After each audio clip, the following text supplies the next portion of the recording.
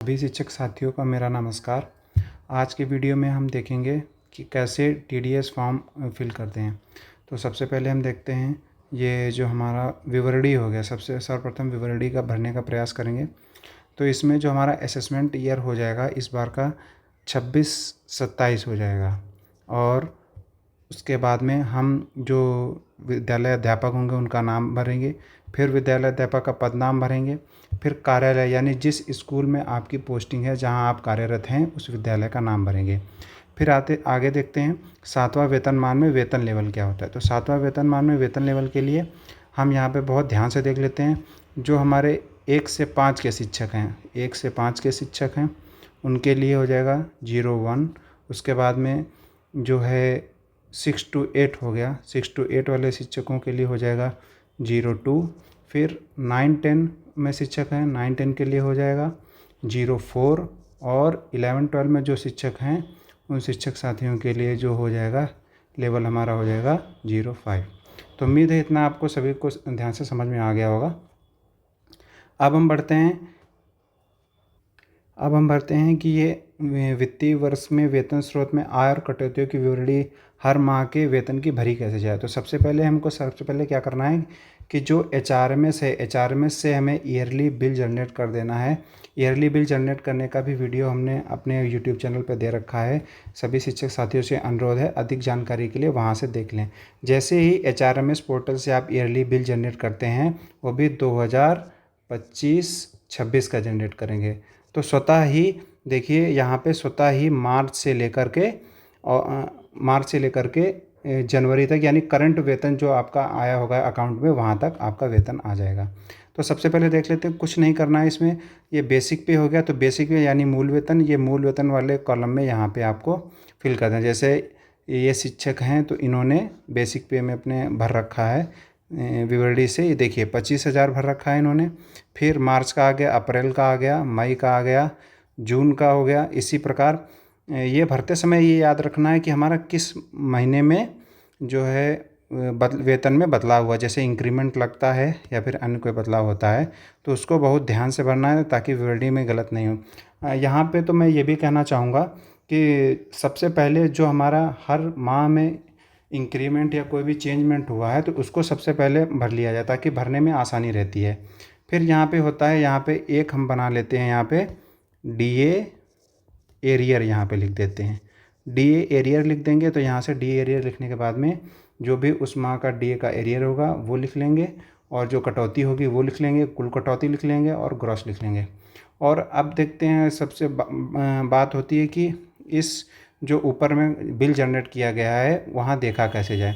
तो देखने के लिए सबसे पहले करते हैं, जिस माह का बिल है उसी माह से ऊपर से, जैसे ये मार्च का है तो मार्च का यहाँ से ऐसे मिलान करते हुए ऐसे नीचे भर लेंगे। उसमें पूरा सब दे रखा है, जैसे कब डियरलेंस अलाउंस है, कब मेडिकल अलाउंस है, कब टोटल अर्निंग है, कितना क्या आपका चेंजमेंट हुआ, सब इसी प्रकार भर लेना है। और उसके बाद में अब नीचे आते हैं। नीचे में एक जो हमारा पेज होगा, ये जो DA का एरियर आया, बहुत शिक्षक साथियों को DA का एरियर कैलकुलेट करने में समस्या होती है। तो उसमें देखते हैं जो DA का एरियर है, ये जो ग्रॉस अमाउंट है, ये ग्रॉस अमाउंट हम देखेंगे। ग्रॉस अमाउंट हमने यहाँ पे लिखा है, ये हमारा जो कॉलम है आय का कुल योग, यहाँ पे ग्रॉस अमाउंट लिखा है। अब ये जो कटौती है यानी NPS में आपका कितना रुपया गया एरियर से, तो NPS का रुपया देख लेते हैं कितना गए एरियर में। तो NPS के जो होगा ये NPS वाले कॉलम के नीचे, ये जो CPF है इसकी जगह हम लिख देंगे NPS। इस कॉलम के नीचे में ही हम बहुत ही सावधानीपूर्वक यहाँ पे NPS लिख देंगे।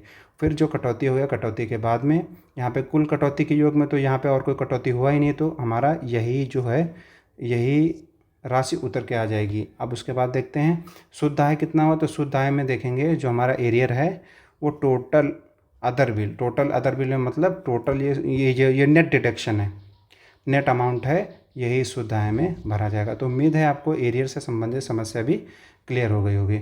अब शिक्षक साथी ये फॉर्म भरते समय हमेशा याद रखेंगे कि आपको सितंबर माह का बहुत सावधानी पूर्वक भरना है कि सितंबर माह में 1,000 रुपये पेशा कर भी आपका कटता है। और 1,000 रुपये पेशा कर कटते ही आपके कटौतियों का जो योग होगा वो 1,000 जाहिर सी बात है बढ़ जाएगा। और तत्पश्चात उसके बाद में जो आपका शुद्ध आय होगी वो 1,000 से घट जाएगी। ये पॉइंट हैं कुछ, भरने में सावधानी बरतेंगे और उसके बाद में पूरा कैलकुलेट कर लेंगे। कैलकुलेट करने के बाद में इतना हमारा आ गया। जैसे कि हमारा कैलकुलेट करने के बाद में वेतन मैट्रिक्स में पुनरीक्षित मूल वेतन कितना है उसका टोटल हो गया। फिर उसके बाद में जो है महंगाई भत्ता कितना है उसका हमारा टोटल हो गया। मकान किराया भत्ते का टोटल हो गया। चिकित्सा भत्ते का टोटल हो गया। इसके बाद में आयु का कुल योग हो गया। इसी प्रकार सारे अन्य कॉलम का कुल योग निकाल लेंगे। उसके बाद अब हम देखते हैं कि हमें कैसे टैक्स डिडक्शन कैलकुलेट करते हैं। तो सबसे पहले वाले फॉर्म में आ जाते हैं। तो हम देखते हैं यहाँ पे उसी प्रकार सबसे पहले करदाता का नाम यानी शिक्षक का नाम, तत्पश्चात पद नाम जो शिक्षक का पद नाम है। जैसे TRE 1 में है तो विद्यालय अध्यापक या विशिष्ट शिक्षक हैं, जो भी है अपना लिख देंगे यहाँ पे। उसके बाद यहाँ पे शिक्षक का ही पैन नंबर भरा जाएगा। पैन कार्ड में आपका एक नंबर अंकित होगा, वही भरना है। शिक्षक साथी ध्यान देंगे यहाँ पे पैन नंबर नहीं, पैन नंबर जो होता है वो भरना है। और यहाँ कोषागार का नाम में अपने ज़िले का नाम अंकित करेंगे। तो अब देखते हैं यहाँ पे क्या है। इसी प्रकार जैसे हमने कैलकुलेट किया था हमारा महंगाई भत्ता, देखिए ये वेतन दिनांक 1/3/25 से 28/2/26 तक कितना वेतन हुआ हमारा देख लेते हैं। ये हमारा वेतन जो है टोटल हुआ था 3,17,660 रुपये। तो यहाँ पे हमने 3,17,600, ये देखिए यहाँ पे 3,17,660 रुपये अंकित किया है। वही विवरणी से ध्यानपूर्वक भरना और कुछ नहीं। एक बार आपने विवरणी तैयार कर ली तो आपको भरने में कोई कठिनाई नहीं होगी। तो महंगाई भत्ता देखते हैं कितना होगा। 1,65,924 रुपये महंगाई भत्ता हो गया हमारा। और ये कुल योग लिखा जाएगा यहाँ पे, जो कुल योग हमने विवरणी से निकाला था। फिर उसके बाद मकान किराया भत्ता भी देख लेते हैं, ये लिखा है। और उसके पास में चिकित्सा भत्ता भी ये लिखा है। उसके बाद में परिवहन भत्ता जिन शिक्षकों को मिलता है वो अपना परिवहन भत्ता भी लिखेंगे, नहीं मिलता है तो यहाँ पे नहीं भरेंगे। परिवहन भत्ता पर महंगाई भत्ता ये भी नहीं भरना है। विशेष वेतन बोनस मानदेय नर्सिंग भत्ता ये भी नहीं भरना है। महंगाई भत्ता की बकाया राशि जो है ये भी नहीं भरना है।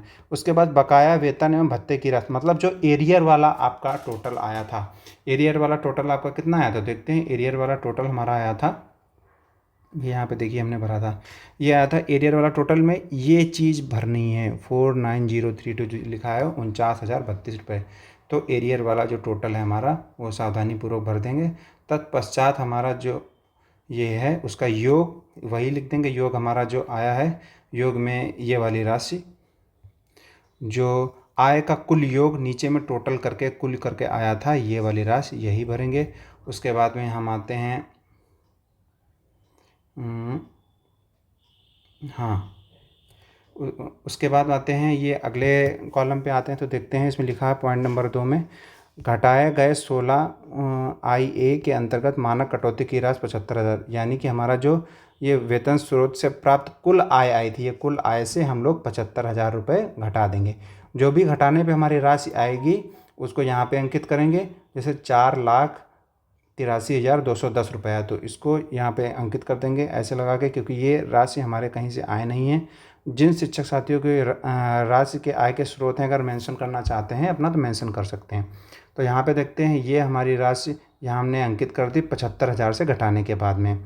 और उसके बाद तो हमारी आई 4,83,210 रुपये आई, 4,83,210 रुपये। अब शिक्षक साथियों से यहाँ पे ये अनुरोध है, जैसे इसमें लिखा है कर योग आय ₹10 के गुणक में परिवर्तित राशि। तो ₹10 के गुणक में परिवर्तित राशि, जैसे ये वाली राशि तो यहीं पे लिखेंगे। मान लीजिए यहाँ पे होता 483223 होता मान लीजिए, तब इसको 10 में गुणक में कैसे कन्वर्ट करेंगे। तो इसको 10 के गुणक में कन्वर्ट करने के लिए इसको हम लिख देते 483230 लिख देते। तो 10 के गुणक में तो यहाँ पे ये 10 के गुणक में आज लिख देते। लेकिन हम देखेंगे कि यहाँ पे हमारा जो है ये पहले से ही मेंशन कर रखा है, पहले से ही ये राशि हमारी 10 के गुणक में है, तो हमें 10 के गुणक में बदलने की कोई भी आवश्यकता नहीं। देखिए 10 के गुणक में है। तो अब ये जो राशि है इसको हम पहले अपने कॉलम में आएंगे 4 लाख से घटा देंगे। तो ये राशि से 4 लाख रुपये घटाएंगे तो हमारा जाहिर सी बात है 83,210 रुपये आया। अब 83,210 रुपये आया तो उसके बाद इसी का हम 5% निकाल के इसमें जो राशि आएगी हमारे यहाँ पे आया 41 61 राशि आई, वही 5% राशि निकाल के हमने यहाँ पे अंकित कर दी। तो उम्मीद है आप सभी को इतना समझ में आया होगा। और उसके बाद में अब देखिए, जिन शिक्षक साथी 4 लाख से 8 लाख वाले स्लैब में आते हैं वो यहाँ पे ऐसे 10% पर यहाँ पे कैलकुलेट करके लिखेंगे। जो 8 से 12 में आते हैं वो यहाँ पे लिखते हैं, अन्यथा यहाँ पे नील मेंशन करते जाएंगे। और उसके बाद में जो 12 से 16 के बीच में आते हैं वो यहाँ पे अपना कैलकुलेट करके लिखेंगे। अब जो होता है यहाँ पे नील करके पूरा यहाँ पे जो हमारे ऊपर में ये आया था कैलकुलेट करने के बाद 5% वाली, ये 5% वाली राशि यहाँ पे अंकित की जाएगी।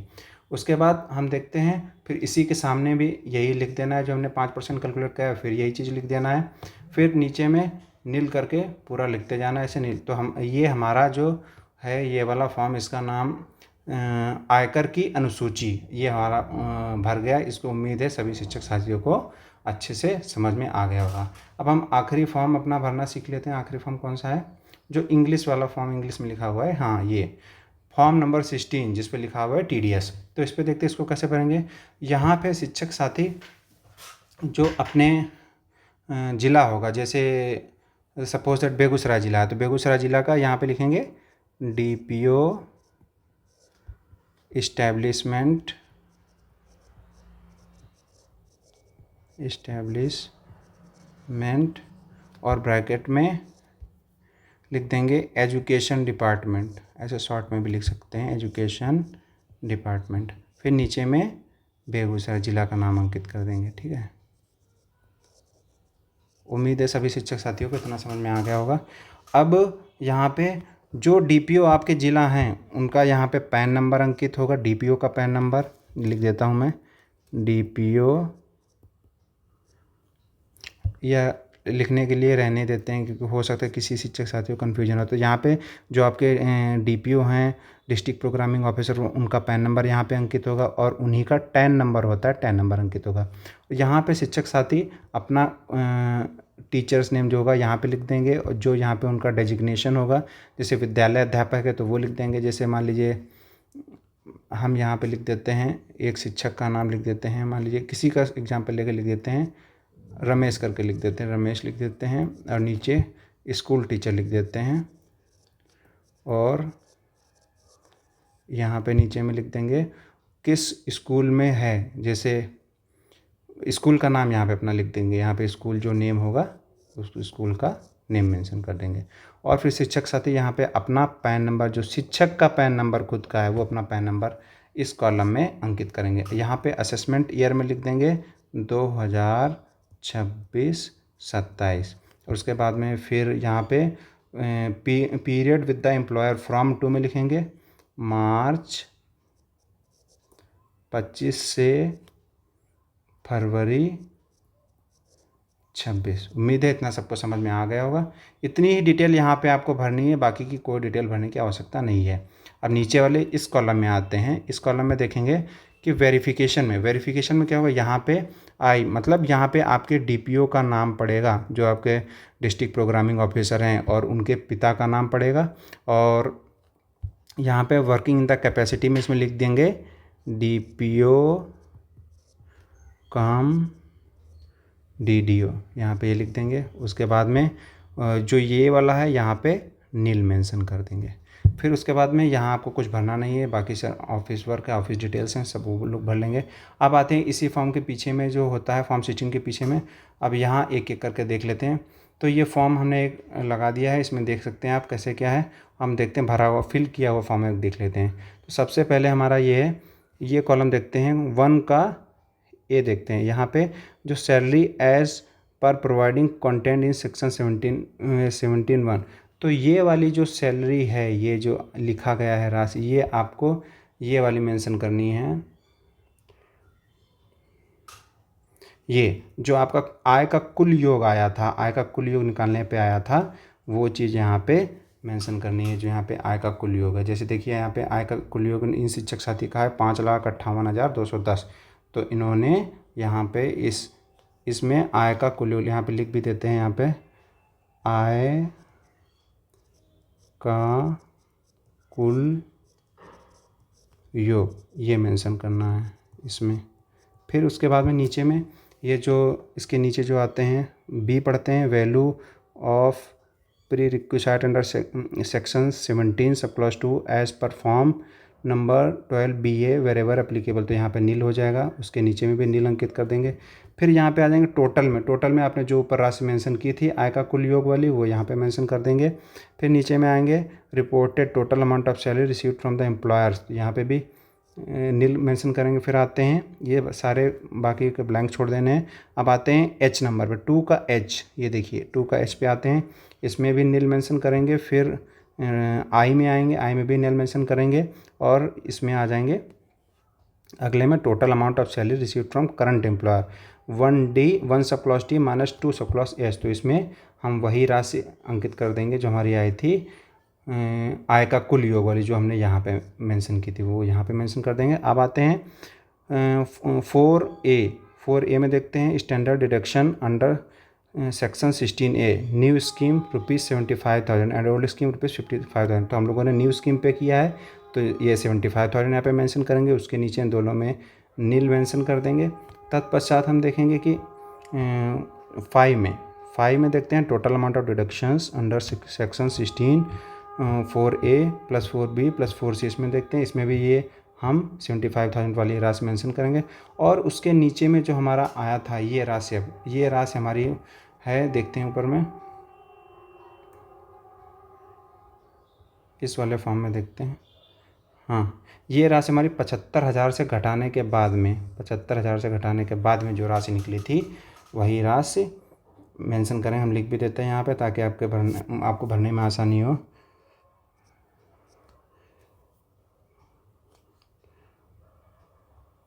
यहाँ पे लिख देते हैं आफ्टर सब्सट्रैक्शन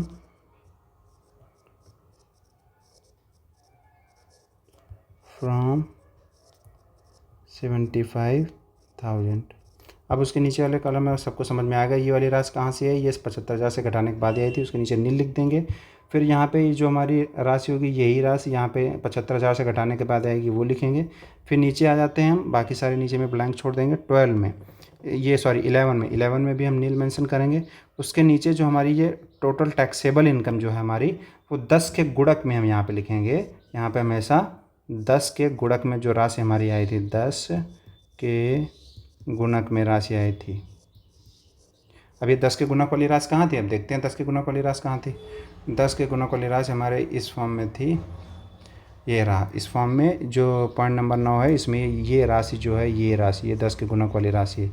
इसको हम बताया था ना कैसे 10 के गुणक में करना है, तो उसी प्रकार 10 के गुणक वाली राशि यहाँ पे मेंशन करेंगे।